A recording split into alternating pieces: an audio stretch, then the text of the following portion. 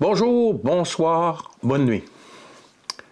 Bientôt, ce sera trop tard. Voici la 10e vidéo de la chaîne YouTube Vivre avec le Créateur ou la vie d'en haut. Les passages de la Bible sont tirés de la version Louis II 1910. Bientôt, ce sera trop tard. Pour qui? Pour ceux qui veulent jouir de la création sans le Créateur. C'est ce que nous débuterons à regarder ensemble aujourd'hui dans cette vidéo. La génération venue au monde après la Deuxième Guerre mondiale a vécu un temps d'euphorie à la fin de celle-ci en 1945. La création des Nations Unies et l'utilisation de slogans tels que « Plus jamais la guerre » ont nourri l'espoir d'un avenir meilleur pour la planète entière. Oui, depuis ce temps, il y a eu des guerres et des conflits localisés, mais reconnaissons-le, la planète entière a connu une période d'abondance sans précédent. L'augmentation fulgurante de la connaissance dans tous les domaines de l'activité humaine, qui débuta vers le milieu du 19e siècle pour se poursuivre dans le 20e siècle jusqu'à maintenant, est un des principaux facteurs de base de cette période d'abondance. L'avènement du chemin de fer aux alentours des années 1840, la théorie de l'évolution, les sciences médicales, tout ça a commencé beaucoup dans le milieu du 19e siècle. En parallèle, une autre ère débutait le 14 mai 1948, après la Deuxième Guerre mondiale. Donc le 14 mai 1948, la naissance de la nation d'Israël, et aussi l'augmentation des témoignages d'expériences de contact dits extraterrestres qui mena à la première enquête officielle du gouvernement américain sur les UFO, soit le projet Project Sign, le 23 septembre 1947. Pourquoi lier ces deux événements, ces deux éléments? Nous le verrons plus loin dans cette recherche. Pour l'instant, je crois qu'il est juste d'affirmer qu'avec l'apparition du virus à la fin de 2019, on a vu la fin de cette période d'abondance et d'insouciance mondiale. Tout à fait relative, parce qu'il y a eu des conflits. Mais il reste que depuis la Deuxième Guerre mondiale, personnellement, je suis venu au monde, moi, au début des années 50, et puis, oui, il y a eu la tension là, de Cuba, puis ces choses-là, la crainte de la guerre nucléaire, la guerre froide. Mais il reste que, quand je suis venu au monde, les familles possédaient pas de voiture, la plupart. Dans les années 50, c'est venu seulement qu'après. On est rendu maintenant dans une société que 2-3 voitures par famille.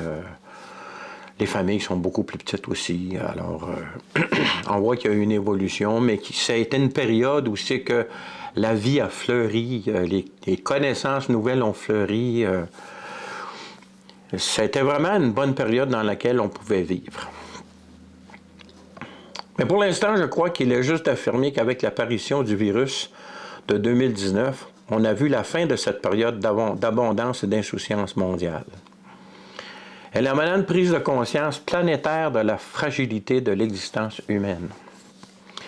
La situation mondiale avant le début de cette pandémie est aussi loin de celle actuelle qu'est l'Est éloigné de l'Ouest.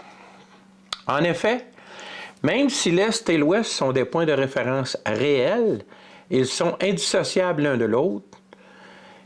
Il faut prendre une direction opposée pour espérer atteindre l'un ou l'autre. Si par exemple tu pars vers l'Est, tu peux toujours marcher vers l'Est, tu vas faire le tour de la planète, tu vas toujours marcher vers l'Est. Si tu fais l'inverse, tu marches vers l'Ouest, tu peux faire le tour de la planète, toujours marcher vers l'Ouest. Alors, qu'est-ce qui est l'Est, qu'est-ce qui est l'Ouest? Pour définir qu'est-ce qui est l'Est, qu'est-ce qui est l'Ouest, ça prend un point de référence. Il est aussi impossible de les définir sans un point de repère fixe. En ce qui concerne la Bible, le point de référence pour savoir qu'est-ce qui est à l'Est, qu'est-ce qui est à l'Ouest, dans la parole de Dieu, dans la Bible, c'est Jérusalem. C'est le pays d'Israël. Donc, dans la Bible, lorsqu'on parle de l'Est, c'est à l'Est du pays d'Israël. Lorsqu'on parle de l'Ouest, c'est à l'Ouest du pays d'Israël. Mais quand on parle de la création entière, seul le Créateur est immuable dans cet univers et toute personne intelligente doit reconnaître que c'est le seul repère fixe, acceptable pour arriver à définir cet univers correctement. Voilà pourquoi la recherche de la chronologie des temps que nous allons commencer aujourd'hui, prend comme point de référence la parole du Créateur. À partir de cette parole, nous allons utiliser la méthode scientifique de l'observation, la méthode empirique, essai et erreur. Cette méthode, c'est la méthode de prise de données, l'analyse de ces données pour en venir à une théorie pour expliquer la situation actuelle du monde. Une fois cette situation définie, nous essaierons de déterminer l'avenir de l'humanité à partir de ce que nous dit le Créateur, quand il prédit comment se déroulera la fin du temps consacré à l'élimination du manque d'amour dans la création. La plupart des experts, pasteurs et autres enseignants bibliques reconnus hésitent à donner une chronologie détaillée afin de ne pas se faire coller l'étiquette de faux prophètes. Je les blâme pas et je les comprends. Pour ma part, je crois que si vous faites une séparation claire entre la parole du Créateur qui est inspirée, sans faille, immuable, complète, parfaite, et si vous faites la séparation avec les théories développées à partir de recherches scientifiques, ce problème n'existe tout simplement pas. Gardons en mémoire que toute recherche scientifique faite par des humains, enfants de Dieu ou non, est en obéissance au commandement du Créateur à l'Adam universel qui est écrit en Genèse 1, verset 28. Dieu les bénit et Dieu leur dit, soyez féconds, multipliez, remplissez la terre et l'assujettissez. Un seul mot.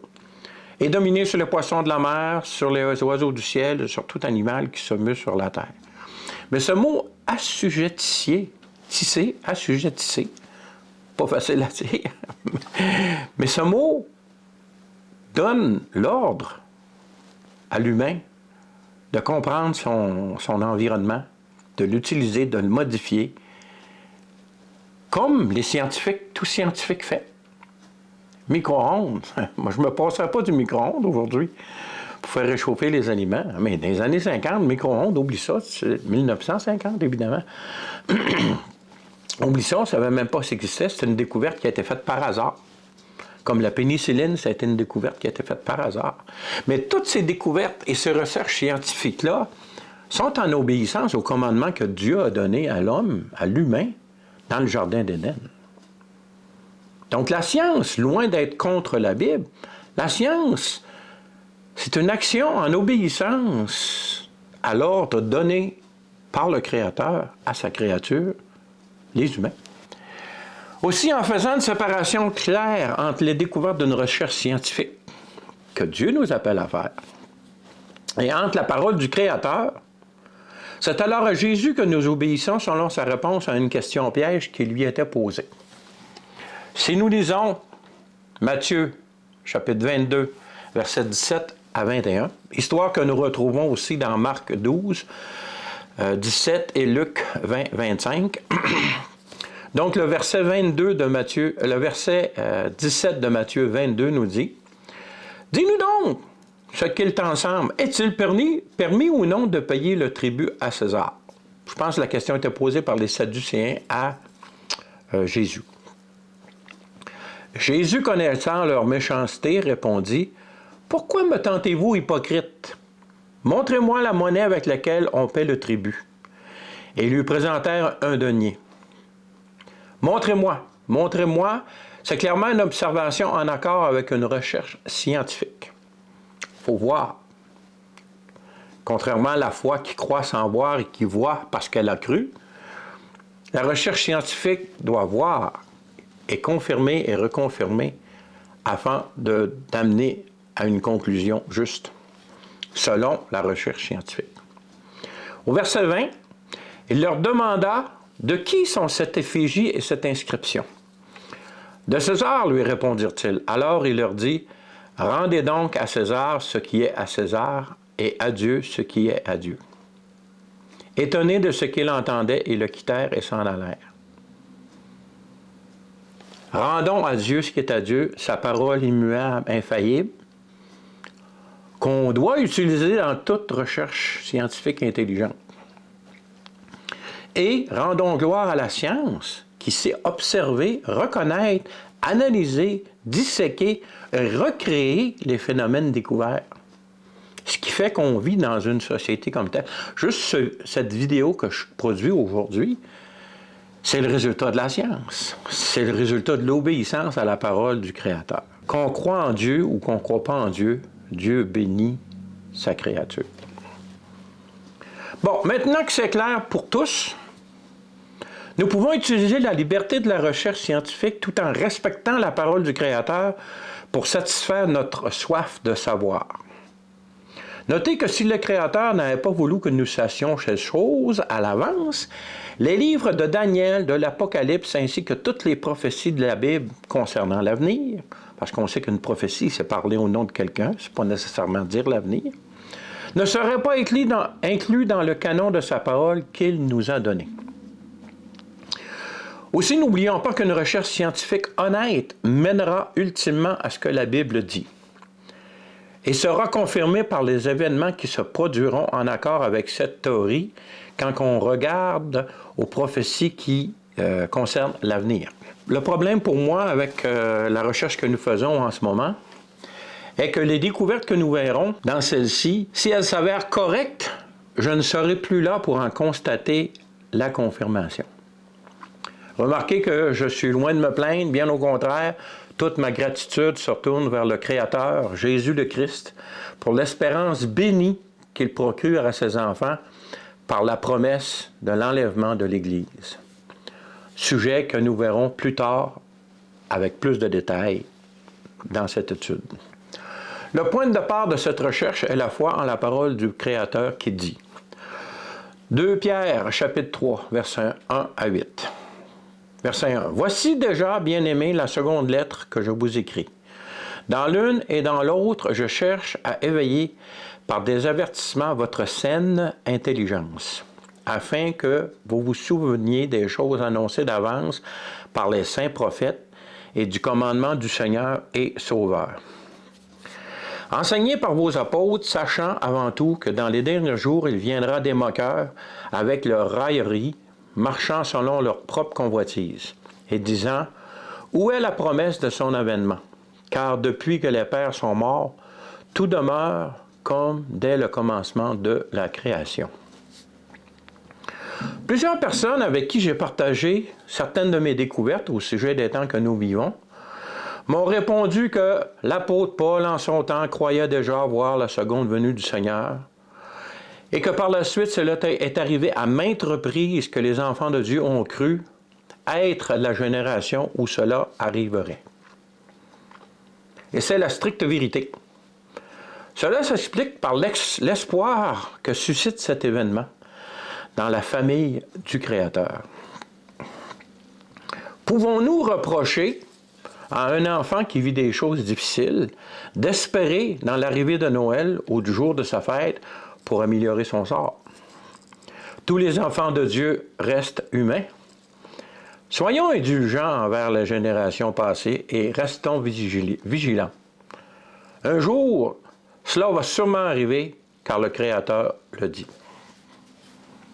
Si nous continuons la lecture au verset 5, « Ils veulent ignorer en effet que des cieux existèrent autrefois par la parole de Dieu, de même qu'une terre tirée d'eau est formée au moyen de l'eau, et que par ces choses le monde d'alors périt submergé par l'eau. » Si vous regardez dans ma vidéo qui parle du déluge en ce qui concerne les anges, on parle ici du déluge, c'est clair. Verset 7 nous dit, « Tandis que, par la même parole, les cieux et la terre d'à présent sont gardés et réservés pour le feu, pour le jour du jugement et de la ruine des hommes impies. » Pierre ici nous parle d'un jugement à venir. Il parle du jugement passé, qui est le déluge, puis il parle d'un jugement à venir. C'est des choses qu'on voit dans le livre de l'Apocalypse. Au verset 8, il est écrit, « Mais il est une chose, bien-aimée, que vous ne devez pas ignorer, c'est que devant le Seigneur, un jour est comme 1000 ans, et 1000 ans sont comme un jour. Verset 9, le Seigneur ne tarde pas dans l'accomplissement de la promesse, comme quelques-uns le croient. Mais il use de patience envers vous, ne voulant pas qu'aucun périsse, mais voulant que tous arrivent à la repentance. Ce qui est important, que je veux que vous vous souveniez ici, c'est que 1000 ans égale un jour, et qu'un jour égale 1000 ans. On peut voir ça aussi, la même affirmation, un peu différente, mais dans le psaume 90, versets 1 à 4. Verset 1. Prière de Moïse, homme de Dieu, Seigneur, tu as été pour nous un refuge de génération en génération. Avant que les montagnes fussent nées et que tu eusses créé la terre et le monde, d'éternité en éternité, tu es Dieu. Moïse affirme clairement ici l'éternité de Dieu, sa préexistence à toute chose qui existe, qu'on connaît, et puis son existence pour l'éternité.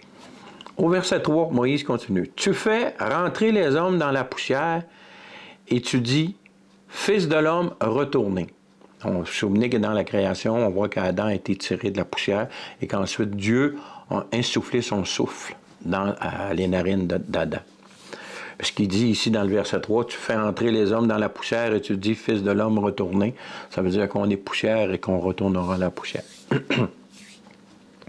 Mais le verset 4 nous dit, car, alors on va lire 3 et 4 en ligne là, pour garder une certaine fluidité. Tu fais entrer les hommes dans la poussière et tu dis, Fils de l'homme, retournez, car 1000 ans sont à tes yeux comme le jour d'hier, quand il n'est plus, et comme une veille de la nuit. Ça montre l'éternité, la différence entre l'éternité de Dieu et la brièveté du temps. Mais l'affirmation, elle dit, car 1000 ans sont à tes yeux comme le jour d'hier. On revient à ce que Pierre dit au verset 8 de 2 Pierre 3. Mais il y a une chose, bien aimée, que vous ne devez pas ignorer, c'est que devant le Seigneur, un jour est comme 1000 ans et 1000 ans comme un jour. Si nous lisons Genèse 2, versets 1 à 3, on peut lire. Ainsi furent achevés les cieux et la terre et toute leur armée. Les armées, on parle des corps célestes. On a dit que les corps célestes, les étoiles pouvaient être...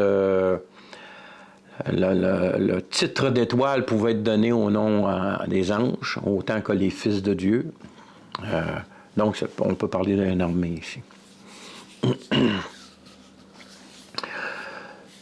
Verset 2 de Genèse 2. Dieu acheva au 7e jour son œuvre qu'il avait faite, et il se reposa au 7e jour de toute son œuvre qu'il avait faite. Dieu bénit le 7e jour et il le sanctifia, parce qu'en ce jour, il se reposa de toute son œuvre qu'il avait créée en la faisant. Le 7e jour, il le sanctifia. Pourquoi 7 jours? Pourquoi pas 6? Pourquoi pas 10? Il reste que Dieu, la Genèse est claire, il a créé en ce jour. Notre semaine de ce jour est basée sur ce fait de la création en 7 jours. Nous retrouvons dans Apocalypse 20, 1 à 6. Donc, Apocalypse 20, 1 à 6. 1 nous dit, « Puis je vis descendre du ciel un ange qui avait la clé de l'abîme et une grande chaîne dans sa main. Il saisit le dragon, le serpent ancien, qui était le diable et Satan, et il le lia pour 1000 ans. » Pourquoi 1000 ans? Il le jeta dans l'abîme, ferma et scella l'entrée au-dessus de lui afin qu'il ne séduisait plus les nations, jusqu'à ce que les 1000 ans fussent accomplis. Après ça, il faut qu'il soit délié pour un peu de temps. Je vis des trônes, et ceux qui s'y assirent furent donnés le pouvoir de juger. Et je vis les âmes de ceux qui avaient été décapités à cause du témoignage de Jésus et à cause de la parole de Dieu, et de ceux qui n'avaient pas adoré la bête ni son image, et qui n'avaient pas reçu la marque sur le front et sur leurs mains. Ils revinrent à la vie et ils régnèrent avec Christ pendant 1000 ans. Pourquoi 1000 ans? Pourquoi pas 500? Pourquoi pas 800? Pourquoi pas 2000? Pourquoi 1000? Continuons à lire. Verset 5. Les autres morts n'aurent point à la vie jusqu'à ce que les 1000 ans fussent accomplis. C'est là la première résurrection. Donc, on peut en conclure que ceux qui reviennent à la vie après les 1000 ans, c'est la deuxième résurrection. Ils revinrent à la vie et ils régnèrent dans le verset 4, et ils revinrent à la vie et ils régnèrent avec Christ pendant 1000 ans. Ça, c'est la première résurrection. Verset 6, 26, Apocalypse 26. Heureux et saints ceux qui ont part à la première résurrection. La seconde mort n'a point de pouvoir sur eux, mais ils seront sacrificateurs de Dieu et de Christ, et ils régneront avec lui pendant 1000 ans. Le règne de Jésus à la fin des temps sera de 1000 ans. 1000 ans, le règne de Jésus, dans la création, le 7e jour est sanctifié. Dieu se repose. Croyez-vous qu'il y a un lien possible? Oh, oui, il y a un lien possible. Tous ces passages que nous venons de voir pointent vers la théorie de la semaine de séjour de 1000 ans, du plan divin pour l'élimination du péché, du mal, du chaos, ou comme le dit le passage suivant, l'iniquité. Dans 2 Thessaloniciens 2, verset 7, on peut lire « Car le mystère de l'iniquité agit déjà, il faut seulement que celui qui le retient encore ait disparu. » Le mystère de l'iniquité. L'iniquité, on a vu que c'était la méchanceté, c'était ce qui était mauvais. Ou comme ce passage qui nous donne une liste des choses que nous ne retrouverons plus dans l'éternité. On peut détailler l'iniquité en sous-catégories. Encore dans le livre d'Apocalypse, chapitre 22, on va lire le verset 10 à 15. 10. Il me dit, ne scelle point les paroles de la prophétie de ce livre, car le temps est proche. Que celui qui est injuste soit encore injuste, que celui qui est souillé se souille encore. Et que le juste pratique encore la justice, et que celui qui est saint se sanctifie encore. Voici, je viens bientôt, ma rétribution est avec moi, pour rendre à chacun selon ce qu'est son œuvre. Je suis l'alpha et l'oméga, le premier et le dernier, le commencement à la fin. L'alpha et l'oméga, pour ceux qui ne savent pas, c'est la première lettre et la dernière lettre de l'alphabet grec. Si on parlerait d'alphabet hébreu, ça serait l'aleph et le tav, puis en français, ça serait le A et le Z. Au verset 15, c'est clair. Dehors les chiens, les gens senteurs, les impudiques, les meurtriers, les idolâtres, et quiconque aime et pratique le mensonge. Est-ce que Dieu déteste les chiens ici? Non. Il ne parle pas des animaux chiens. Il parle d'un caractère, du caractère d'une personne qui s'apparente au chien. On comprend qu'un animal vit avec son instinct, n'a pas le concept moral que les humains ont. Donc, un comportement acceptable pour un chien, si tu appliques le même comportement à l'être humain, ça devient inacceptable. Donc, notre hypothèse de départ pour notre recherche est que le Créateur a bel et bien prévu un temps composé de séjours de 1000 ans, chacun, pour l'apparition, l'élimination du chaos de sa création. Ensuite, son plan éternel pourra reprendre son cours normal. C'est d'où l'affirmation que j'ai répétée à plusieurs reprises lors de mes précédentes vidéos du 7000 ans, tel qu'on peut le voir ici là, dans le poster. Donc, je ne suis pas la seule personne, étant donné que des personnes font des posters comme ça. Vous comprendrez que ce n'est pas moi qui l'ai fait. Là. Toute bonne librairie chrétienne va vous en vendre une copie. C'est un concept qui est admis et reconnu. Mais on a vu des passages ici, on veut partir de notre recherche de la parole de Dieu, on a vu des passages qui amènent à croire que c'est une base solide. Les experts de la Bible estiment que la création du monde est survenue aux environs de 4004 ans, avant la venue de Jésus-Christ. Je sais que la science dit que c'est des millions et des millions et des millions d'années, mais la science se base sur les observations. Alors, il y a des méthodes de datation aussi, des estimés. Mais quand Dieu a créé Adam, il l'a créé à quel âge? Il avait, je sais pas, 30 ans peut-être. Il était adulte, en tout cas, il n'a jamais été enfant.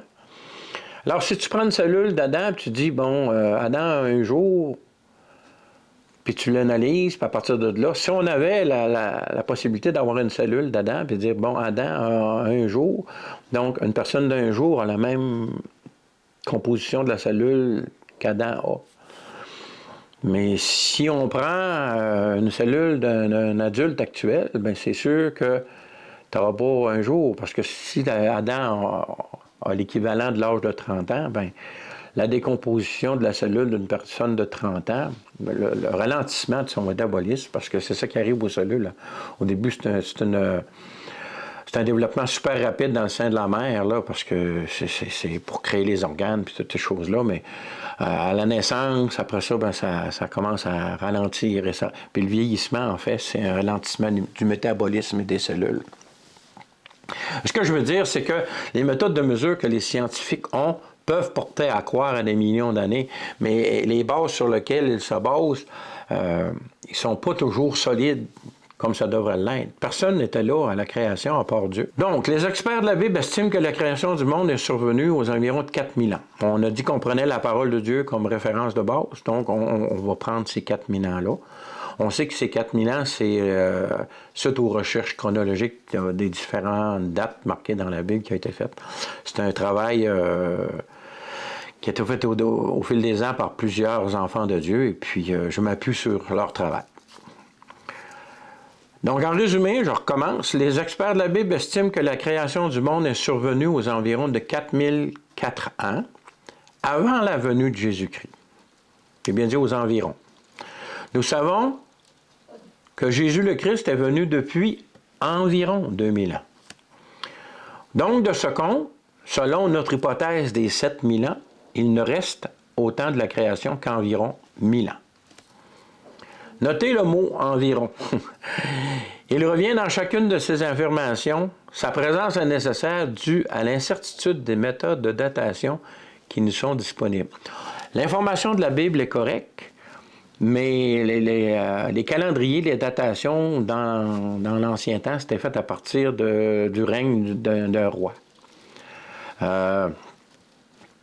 Fait que lorsque le roi changeait, la datation retombait à zéro. Le calendrier qu'on a été établi par les Romains là, au temps de Jules César. Là. C'est pour ça d'ailleurs que le mois de juillet là, pour Jules, puis ensuite Auguste qui a été le plus grand des empereurs,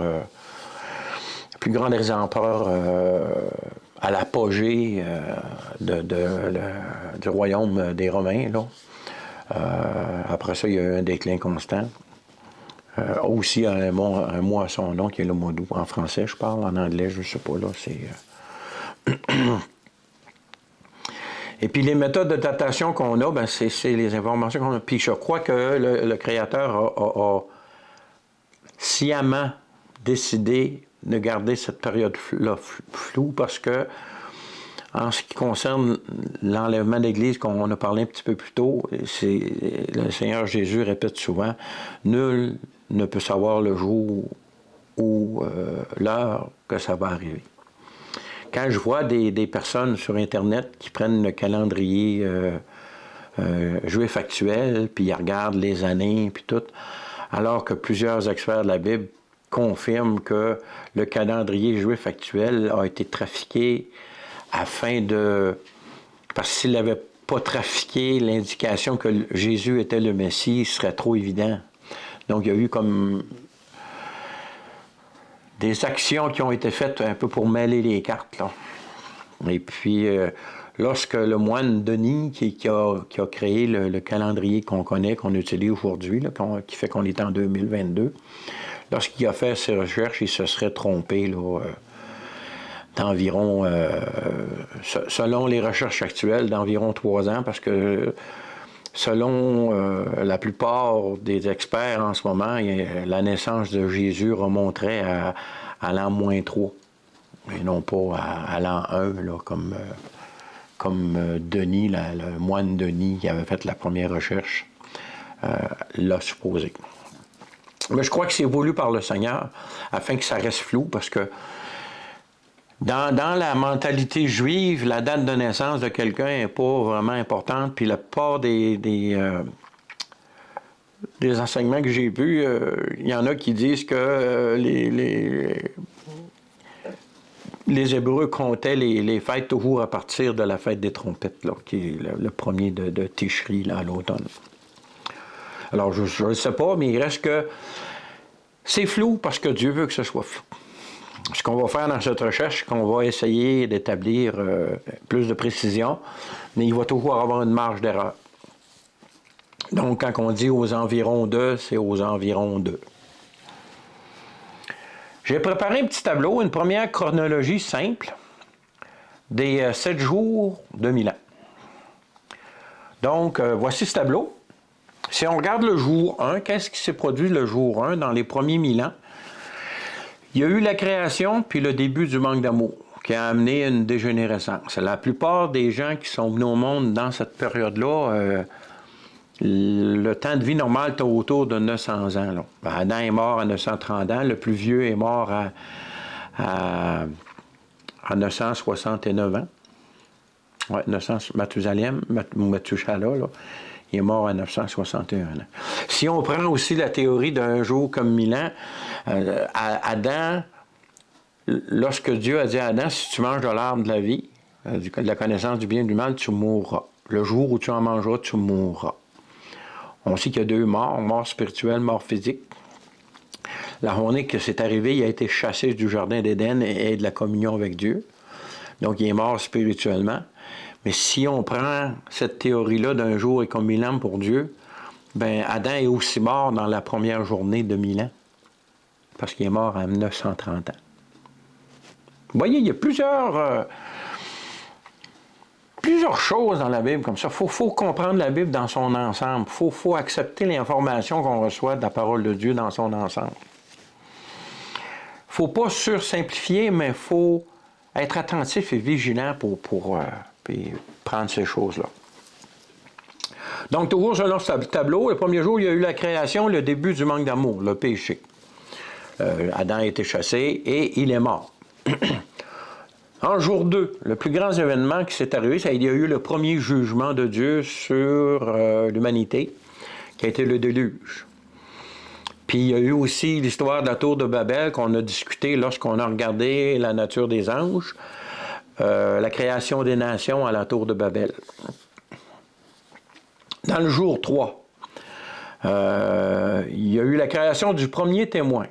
Parce que dans la loi de Moïse, que Moïse a donnée aux Hébreux, à la sortie d'Égypte, lors de l'Exode, on trouve ces lois-là dans le livre de Lévitique, dans la Bible.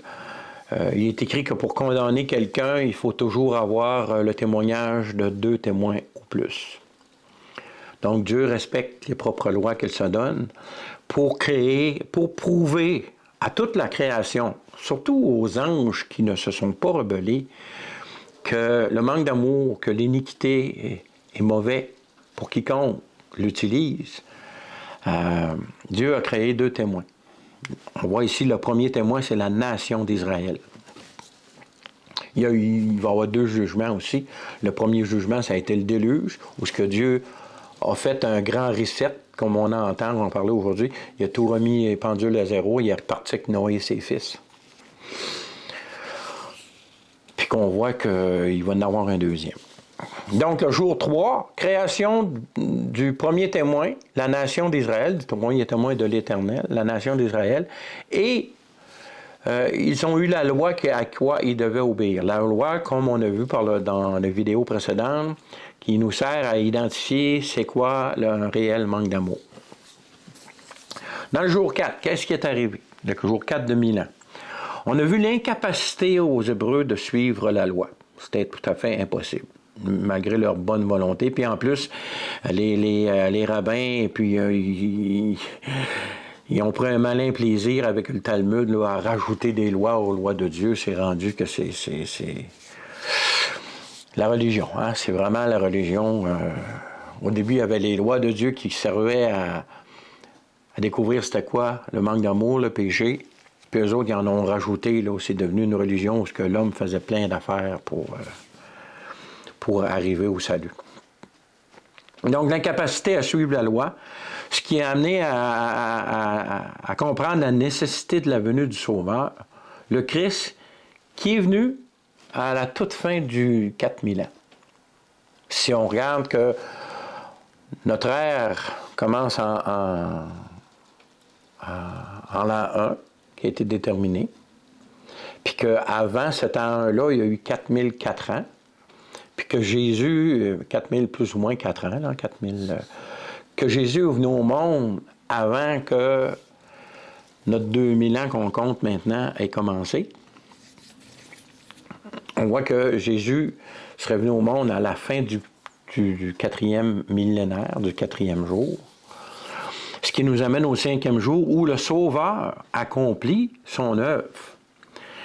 Où ce que l'Église, le deuxième témoin, donc on comprend qu'il y a 2 témoins de la véracité de la parole de Dieu qui sont apparus sur terre. Il y a eu la nation d'Israël et il y a l'Église.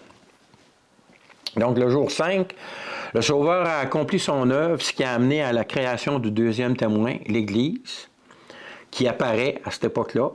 Jésus a dit « Je bâtirai mon Église ». Et il y a eu aussi la disparition de la nation d'Israël en l'an 70, qui a été détruite et dispersée. Il y a eu un massacre des personnes, des Israélites, par les Romains de l'époque, par l'Empire romain. Il y a eu aussi l'apparition de l'Église qui a commencé son œuvre.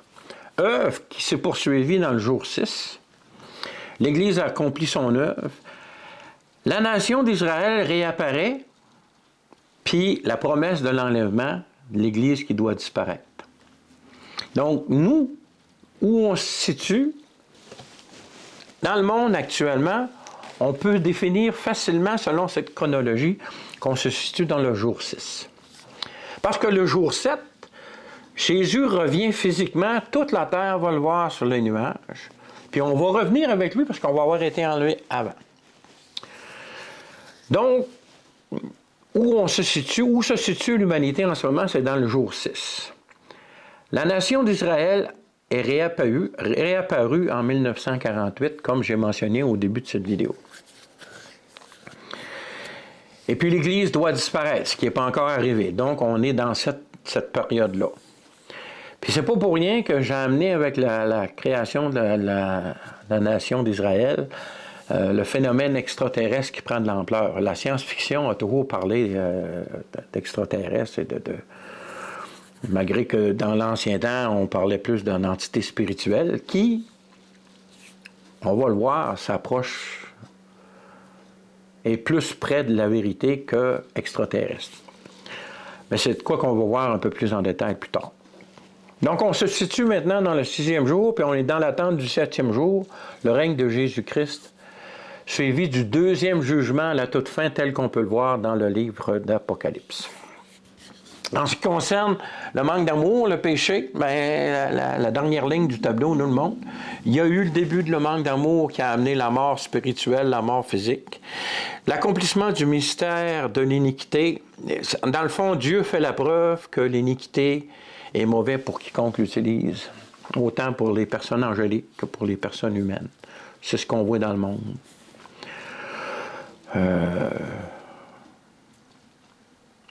Le virus a été comme un réveil brutal pour plusieurs personnes. Puis comme on pensait que le virus, on allait passer au travers, puis qui diminue, bon, on parle d'une nouvelle vague, là. Il est moins virulent, mais il est encore là. Là, il y a la guerre. La guerre qui on ne sait pas du tout comment ça va aller. C'est ce qu'on va voir là, dans les prochaines vidéos. Qu'est-ce que la parole de Dieu en dit. Mais si on compare à l'avertissement que Jésus donne dans le chapitre 24 de Matthieu, il dit, lorsque le retour du Seigneur va se préparer, ça va être, la terre va être soumise comme aux douleurs de l'enfantement. C'est-à-dire qu'il va y avoir une première contraction espacée. Puis plus ça va aller, plus ça va être dur, plus ça va être difficile. On s'entend qu'un virus, oui, il y a des morts, mais on a l'espoir de régler ça avec la médecine, la science. Malgré que beaucoup croient que ça n'existe pas, mais c'est leur privilège. Dieu laisse l'homme libre de porter foi à quelques enseignements qu'il entend, que ce soit sur Internet ou par des amis ou quoi que ce soit. Dans le livre, la deuxième lettre de Timothée, quand Paul parle à Timothée, il dit dans les derniers temps, les gens vont se donner une foule de docteurs pour satisfaire leur désir de croire à n'importe quoi, là. Un des phénomènes que tout scientifique se pose la question, c'est ceux qui croient que la Terre est plate. Après toutes les informations qu'on a, la station spatiale qui tourne autour de les vols Apollo, les sondes que les scientifiques envoient sur Mars, tout ça, on voit que c'est vraiment spirituel. Hein? Les gens portent foi à certains esprits, puis quand tu connais pas, quand tu n'as pas échangé de vie avec Jésus-Christ, ben tu es soumis à la loi des anges rebelles qui détestent l'humanité. Il ne faut pas penser que le dirigeant mondial en ce moment qui crée cette guerre, que c'est humain, la façon de penser. C'est poussé par l'orgueil. Toutes ces choses-là sont inspirées par les esprits qui dominent sur les nations, tels que j'ai parlé dans la vidéo là, des anges et les nations, qui détestent les humains de toute façon. Ils détestent les humains, et puis ils les voient comme des esclaves, comme des jouets, là, pour satisfaire leurs désirs. Et puis,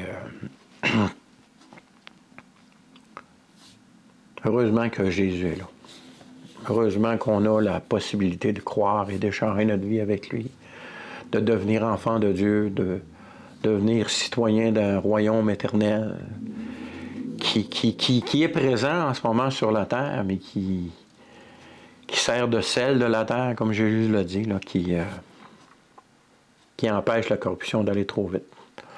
Mais éventuellement, ce sel-là va être retiré. Puis la corruption va avoir le débrecours. Merci Seigneur, je ne serai plus là. Fait que si jamais à un moment donné j'arrête de faire des vidéos, ben c'est parce que l'enlèvement aura eu lieu. Donc le jour 7, règne de Jésus-Christ, suivi du deuxième jugement final, celui-ci. Donc, jour 1, début du manque d'amour. Jour 7, fin du manque d'amour définitivement. 2, 3, 4, 5, 6, c'est l'accomplissement du mystère de l'iniquité qui est en fait Dieu qui prouve à la communauté angélique non rebelle. Rebelles aussi, mais eux autres, ils ne peuvent pas, il n'y a aucune repentance possible pour eux. Et puis aux humains, qui par la foi croient en la parole du Créateur, que l'iniquité est mauvaise pour quiconque l'utilise et pour quiconque lui est soumis. Voilà. Et c'est sur cette et c'est sur cette première chronologie que nous terminons cette vidéo. Il y en aura d'autres plus détaillées, ne vous en faites pas. Mais je crois que nous venons d'établir une base solide de tout ce que nous verrons par la suite dans cette recherche. Sur ça, je vous dis, soyez bénis. À la prochaine, si Dieu le veut.